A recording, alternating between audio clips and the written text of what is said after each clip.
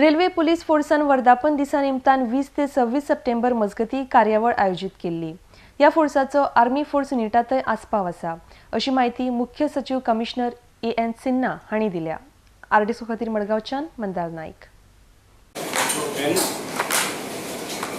As ASC Madgaon has mentioned, RPF is celebrating its raising day. This is a week-long celebration from 20th September this 9 days, and from 20th we are talking of raising day.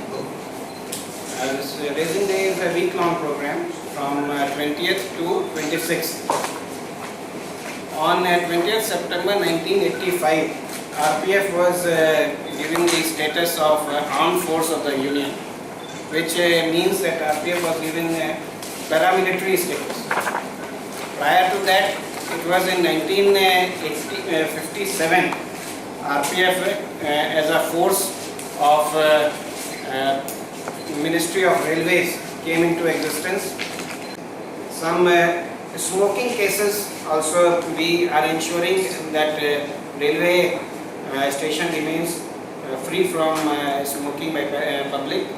Last year, this year so far, 388 passengers have been fined for smoking on railway platforms and railway trains, which ensures that the railway area is free from such menace.